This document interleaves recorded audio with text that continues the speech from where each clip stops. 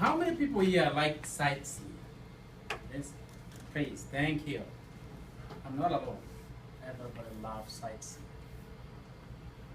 Now, I'm here to tell you that driving is the best way to sightsee because you can see the changes that happens with the distance you travel and the changes of topology or topography. Mr. Toastmasters, fellow Toastmasters, and most welcome guests, Alice.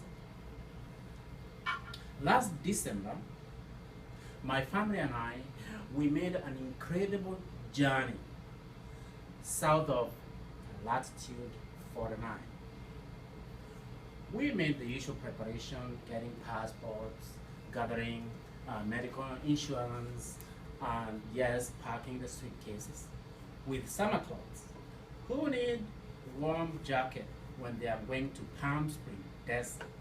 Really? So we boarded Coho to Port Angeles and then took Route 101 east, which meanders like a snake beside Puget Sound. The day was incredibly nice, sunshine. The sun rays were piercing through the canopy of the trees. It was beautiful. From tranquility to the buzz of Interstate 5, trucks, semi, forming 4 lanes, traveling at 120 kilometers an hour. It was awesome. I loved it. But as the weather changed and we got infused with rain, then the roads became messier and the driving was awful. Now, we drove and drove. At the end of the day, almost at the end of the day, my car driver decided to relieve me. So she took on the driving. And I thought, oh wow, I'm gonna have so much fun relaxing here, taking in the landscape. She drove 20 minutes. And I heard, Nelson, I can't take this anymore. The speed, the semi, I can't handle this. I'll get off the next exit. Hey, I thought she was just joking. Next exit, she pulled up. I found myself behind the wheel for an incredible 3,000 kilometers.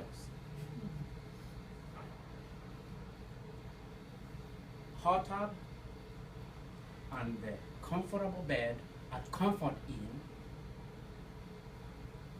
overnighting at Albany, Reading, Bakersfield was our daily center.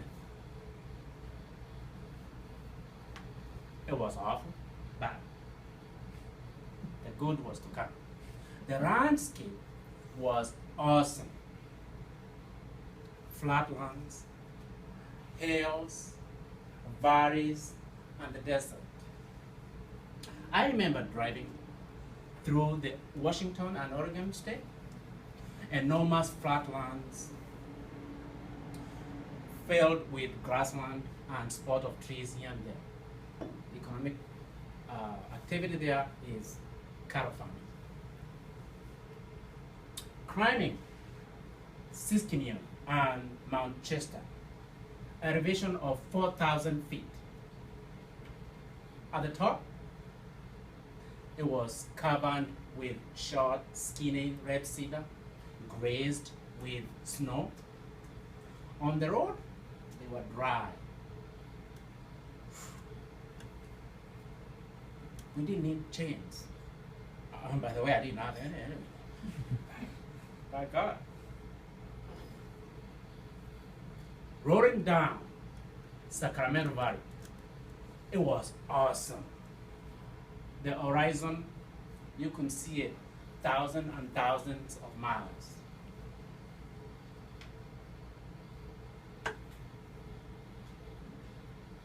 Then we bottom up. At the very, we drove and drove all day. It was an exciting thing for me, actually. Driving, all that driving didn't bother me because I was taking in, infusing all that run stuff. And I was glad to see the irrigation scheme in California, the aqueducts, because I studied this in grade 6 geography. So it was a missing time for me. My kids at the back of the car, they would not be bothered. They were playing games. They would sleep and get up and say, oh, are we not there yet? How many more minutes before we get to the next stop? Grinding down to Palm Springs via I-60 East. It was like a bottomless pit. Can you imagine?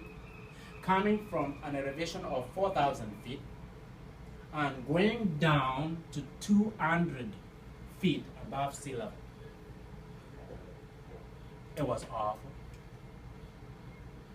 My ears were popping. My kids got sick. They were throwing up. So we had to stop over a couple times. But this was a great thing for me because, well, it relieved my back, right? I could get time to stretch. After 4 days of traveling, we arrived at our destination, Palm Springs, the city of lights, where famous people get to hang out. Our new home was immaculate. Nice, a manicure lawn, and a swimming pool where we stayed for 2 days just to recoup. And then we started venturing out. We saw tramway. We went to living desert. Yes, living desert, full of animals and plants. And then we ended up to Anaheim. We visited Disneyland and Adventure Park. It was awesome. After 7 days, it was time to end up to Canada again. And then we decided to take a different route. Highway 101 north. The sceneries were breathtaking. If you were to make this trip, I would recommend that you take at least 1 month of vacation so you don't have to run against time. Now, you have heard about the imageries that are sealed in my mind, and now I think they're sealed in your mind as well, about the flatlands of Washington and Oregon, Siskiyou and the mountains of Mount Shasta, the irrigation schemes of California, and the pit of Palm Springs.